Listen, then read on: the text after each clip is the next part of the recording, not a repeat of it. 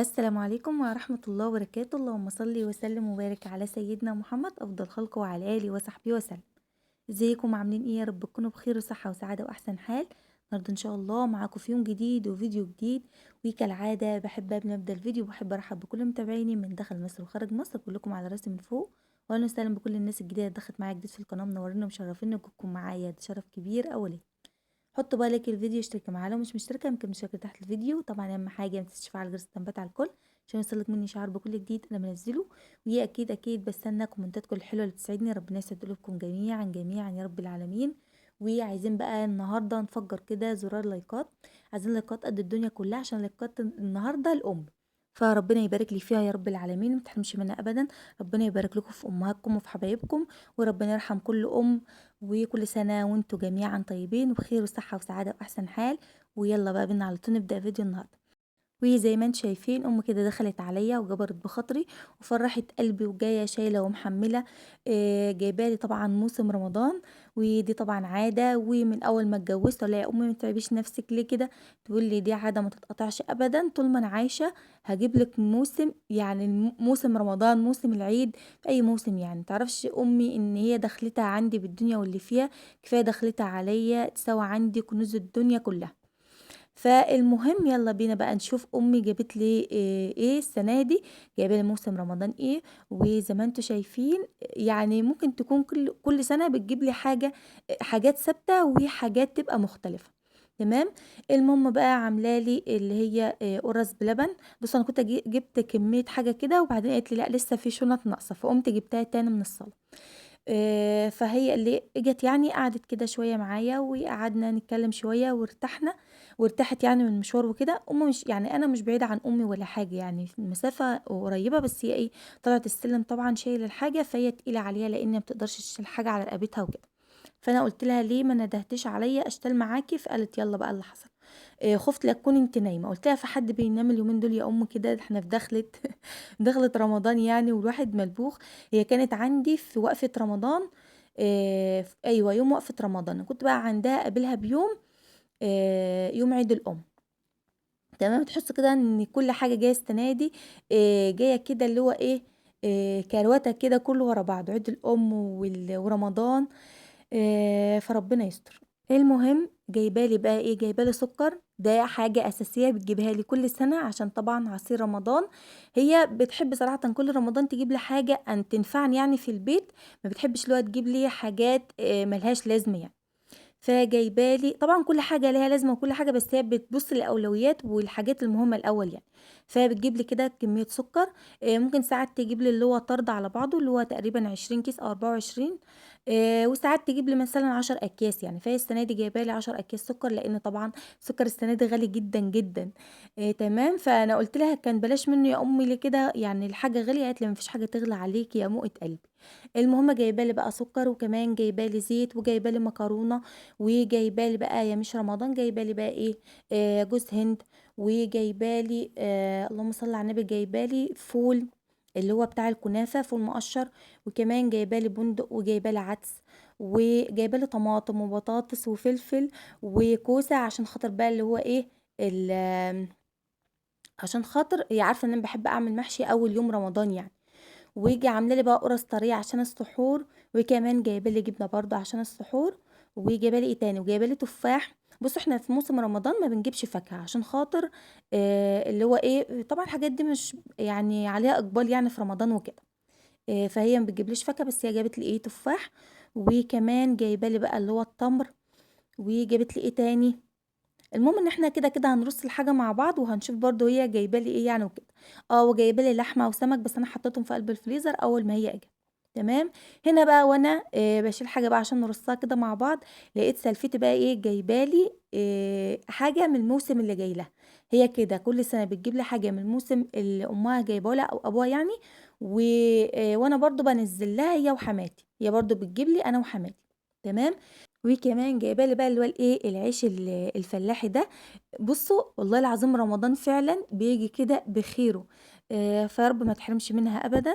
وكمان في مفاجأة تانية هنشوفها دلوقتي. المهم بقى زي ما أنتم شايفين قُلت بقى إيه، أرُص الحاجة كده على طول عشان خاطر بقى ما عادش وقت إن أنا ممكن أسيب الحاجة ديّة بشوية كده وبعدين أبقى أحطها، قُلت هاحطها كده على طول، لإن خلاص ده كان يوم ليلة السحور يعني. فجِبت بقى المنظم بتاع العدس، حطيت فيه العدس زي ما أنتم شايفين، وكمان جِبت بقى المنظمات دي أحط فيها اللي هي إيه، البندق، حطيت في ده البندق، وهاحط في التاني في واحد برضه الفول المقشّر، وهاطلّع برضه البرطمان اللي باحط فيه جوزة الهند، هاطلّعه برضه أحط فيه بقية كمية جوزة الهند اللي أمي جايباها لي. باحب طبعًا أنظّم كل حاجة في مكانها عشان خاطر كل حاجة كده تبقى محطوطة بنظام، ولمّا أكون بقى حابة أستخدم حاجة فتكون تحت إيدي على طول، ما اقعدش بقى أدوّر عليها تاني، وأكون بقى إيه اللي هو مزقّلاها في أي حتة يعني لأ، باحب كل حاجة تكون محطوطة في مكانها. وكمان جايبة لي الكركديه بتاع العصير، وزي ما قُلت لكم هي بتحب تجيب لي الحاجة اللي تنفعني، ممكن تجيب لي حاجات لعصاير رمضان وكده. فهي جايبة لي برضه إيه كركديه، فما تحرمش منِّك أبدًا يا ست الحبايب، إن شاء الله يدام حسِّك كده معايا في الدنيا بكنوز الدنيا كلها. حطيت بقى جوز الهند زي ما أنتم شايفين، كان عندي بقى اللي هو السمسم الزبيب كمان حطيته إيه في علبة كده عشان خاطر برضه ما يتوهش من تحت إيدي يعني، تمام. العلبة دي بقى هاحط فيها إيه، تعالوا نشوف هاحط فيها إيه، هاحط فيها الفول المقشر. اللي هو طبعًا للكنافة يعني، هو عامةً هو عايز بقى إيه، يتفرِك كده كويس واشتري بقى القشر ده كلّه منّه، بس قُلت ما هوش وقته، هاحطه بس في العلبة كده وبعدين هابقى أعمله بقى مع نَفْسي عشان ما فيش وقت وكده. والله العظيم الواحد كل سنة يقول لي هابدأ تنظيفات بدري عشان بقى في حاجات كده مثلًا لاستعداد رمضان ولاستقبال رمضان وكده وطقوس يعني رمضان بنحب نعملها، وبالفعل بدأنا تنظيفات رمضان بدري، بس صراحةً كان ناقصنا كده حبّة حاجات لسه ما عملتهمش يعني، تمام، اللي هي من الاستعدادات بقى وتجهيزات وتحضيرات رمضان، كان نفسي إني أكون مخلّصة بدري قبلها بيومين وأمشي معاكم كده بالترتيب، يعني المفروض الفيديو ده كان ينزل لكم مثلًا قبل ما رمضان يبدأ، فاهمينّي؟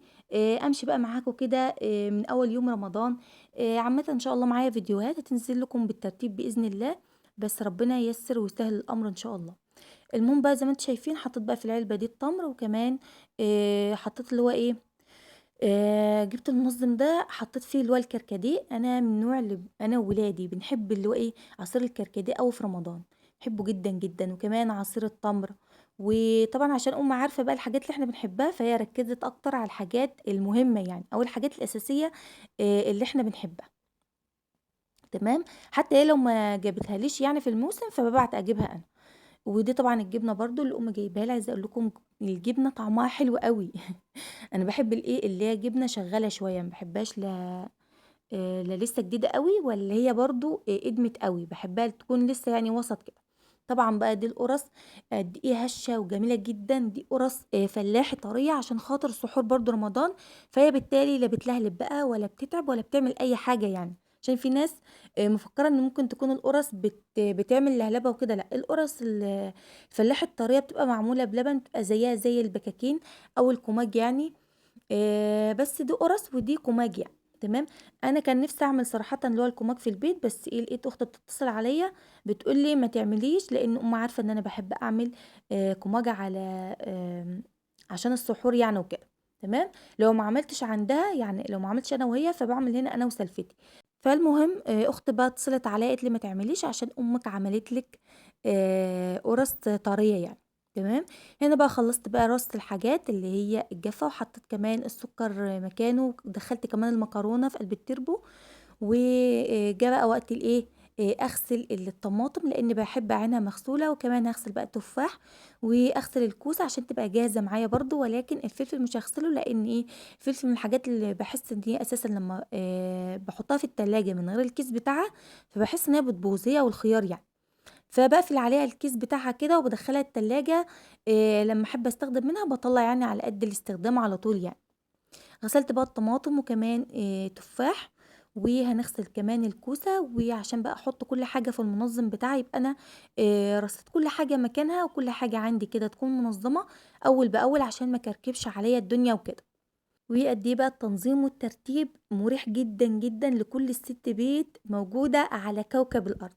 المهم بقى زي ما أنتم شايفين كمان أخت جوزي يا رب ما تحرمش منها أبدًا، أبدًا، على فكرة أنا ما باحبش أقول عليها أخت جوزي، لإن هي معزتها عندي قسمًا بالله إن هي أخت كده، أختي، ما تحرمش منِّك أبدًا يا ست أم مريم، ربنا يعطيكِ الصحة يا رب، وما نتحرمش منِّك جميعًا يا أحن وأطيب قلب أقول لِك إيه في الوجود. أنتِ وأخواتي يا رب والمسلمين جميعًا يا رب العالمين. المهم بقى لقيتها إيه، باعتة لي برضه عيش ناشف فلاحي، هي طبعًا خابزة، فهي عارفة إن إحنا السنة دي الفرن بتاعنا بعافية شوية، ما عندناش فرن أساسًا يعني إن إحنا نخبز، فسلفتي على فكرة خابزة برضه عند أمها، طبعًا دي عادة يعني عندنا بنخبز عيش ناشف عشان دخلة رمضان بيبقى حلو أوي يعني بقى إيه، تعملي منه اللي هو لو مثلًا إيه العيشة نفسها مصفوطة مش قابة كده، ممكن تعملي منها الرقاق بيبقى جميل جدًا، جدًا. اللي هو الرقاق البلدي ده الأكلة الأصيلة المصرية مش عايزة أقول لكم بقى. فبيكون المفروض إن إحنا بنخبز يعني، فما عندناش بقى فرن فطبعًا اللي فينا خبزت ادّت للتانية. وطبعًا ده زي ما أنتم شايفين زي ما قُلت لكم رمضان بييجي كده بيدخل بخير وما حدش يشيل هَم رمضان أبدًا يا جماعة، ربنا ما بينساش حد أبدًا، أبدًا، أبدًا. فعايزة أقول لكم حطيت بقى إيه العيش بتاع سلفتي على العيش الإيه اللي أم مريم باعته لي، ورصيت بقى كل الحاجات اللي أمه جايباها لي حطيتها في منظمات، فما تحرمش منهم جميعًا، جميعًا يا رب العالمين، كل سنة وهُم طيبين يا رب. فاحط بقى كل حاجة مكانها، وكمان هاجهز صينية كده حلوة لحماتي ولسلفتي وأنزّلها لهم، وعايزة أقول لكم إن أول يوم رمضان الحمد لله عدّى كده بسلام وبأمان، وإحنا دلوقتي في تاني يوم. أنا النهارده الحمد لله مش برضه حاسة بجوع ولا بعطش ولا مصدّعة، أهم حاجة الصداع يعني، بس حاسة اللي هو إيه، هبوط شوية كده، لإن صراحةً أنا امبارح تعبت جدًا، جدًا أول يوم رمضان، عشان بقى كان تصوير وصوّرت معاكم يعني كتير يعني الحمد لله. فاللي هو إيه، كنت حاسة النهارده بتعب لإني ما قعدتش طول اليوم يعني، تمام. المهم بقى إيه، حطيت بقى كل حاجة مكانها، وهنا طبعًا الخيامية بتاعة رمضان ومفرش الخيامية بتاع رمضان كان على المطبخ. وأنا بارُص الحاجة بقى إيه، وقع مني مثلًا زبيب، وقع مني شوية جوزة الهند كده يعني، فهاحط بقى إيه، جِبته كده نفّضته وبعدين هارتّب بقى كل حاجة في مكانها تاني. عايزة أقول لكم قد إيه كنت هازعل لو ما جبتش المفرش الخيامية ده حطيته كده على المطبخ، وكمان طلّعت بقى الحاجات الجديدة معاكم الفيديو اللي فات، يا رب يكون الفيديو عجبكم. بُصّوا هي المشاهدات نازلة وأنا ما بازعلش في رمضان من قلة المشاهدات، لإن ده بيبقى شيء طبيعي ومش بارجع لورا، يعني حتى لو ما جاش مشاهدات قد كده على الفيديوهات، عشان برضه أنا لسه القناة عندي لسه صغيرة يعني مش قناة كبيرة ولا حاجة. فاللي هو إيه، باقول برضه لأ مش هابعد برضه، وبانزّل برضه فيديوهات باستمرار، حتى لو 100 واحد بس بيحب شيماء وبيستناها، فبرضه هانزّل فيديوهات ما فيش عندي أي مشكلة. فالمهم بقى جيت هنا كانت الطماطم بقى نشفت خلاص، وكمان التفاح، حطيت بقى كل حاجة في المنظم بتاعها، وكمان حطيت بقى الكوسة في الطبق الجميل اللي باحبه ده، وهادخّلها التلاجة وكل حاجة كده تبقى عندي جاهزة، وكمان هنجهّز صينية كده بسيطة لحماتي ولسلفتي.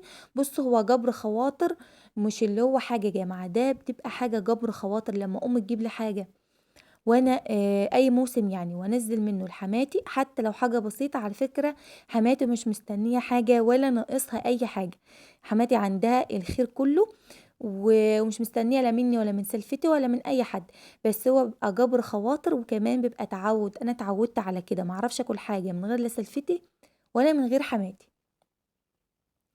تمام، المهم هانزّل لهم بقى إيه، يعني شوية قُرَص طبعًا مش هانزّل لهم من كل إيه، من كل الموسم أو من كل حاجة اللي أمي جايباها يعني تمام. هانزّل لهم مثلًا قُرَص، مثلًا كل واحد كيس سُكّر، حاجات كده يعني من الإيه، من اللي أنا اتعوّدت أنزّلها يعني تفاح، كده يعني. وكمان كان عندي برتقان نزّلت لهم مع التفاح، وكمان شوية تمر، حاجات بسيطة كده لإن موسم رمضان كلّه بيبقى حاجات ناشفة كده أو اللي هي حاجات تنفع البيت، لا في بقى فاكهة كتير ولا في حلويات، لا كده يعني. زي ما أنتم شايفين هو بقى مثلًا بيبقى خضار، بطاطس، طماطم، لحمة مثلًا، سمك، اللهم صل على النبي، بقى سُكّر، عصاير، إحنا كعاداتنا هنا في البلد يعني عندنا بنعمل كده. إنما بقى ممكن مثلًا إيه، نيجي في نُص رمضان فالأهل برضه يدخلوا على ولادهم إيه، بعلبتين حلويات، حاجة كده برضه تكون بسيطة برضه اللي هو إيه، فرحة وحلاوة رمضان يعني. انما موسم اول رمضان بتبقى حاجات تنفع البيت في الفطار مثلا، في السحور، مثلا في العصاير بتاعت رمضان وكده يعني. المهم بقى ايه، جهزت بقى زي ما قلت لكم، يعني نزلت هنا زي ما نزلت هنا فاهميني؟ يعني زي ما نزلت لسلفتي بنزل لحماتي، زي ما عملت عند في الصينيه بتاعت سلفتي برضو بعمل في الصينيه اللي انا هنزلها لحماتي. المهم عايزه اقول لكم ان في الوقت ده كانت امي مشيت، يعني مش هرص الحاجه طبعا وامي قاعده. احنا صورنا كده الفيديو، وفضلت قاعده معايا قبل ما اصور الفيديو حوالي كده ساعه، وهي كمان اللي شجعتني وقالت لي قومي صوري يا حبيبتي ومش عارف ايه. وبعدين بعد ما فصلت الفيديو معاكم اللي هو فضلنا برضو قاعدين يجي نص ساعه، ولما هي مشيت قمت بقى قلت على طول اقوم ارص بقى بقيه الحاجه ويظبط كده الدنيا عشان كل حاجه تبقى متظبطه معايا. وبكده يكون شاركت معاكم يومي، ويكون فيديو النهارده كده خلص. واتمنى طبعا يكون هو خفيف كده على قلوبكم، واتمنى يكون عجبكم، وان شاء الله باذن الله استنوا فيديو جديد. اشوفكم على خير، مع السلامه.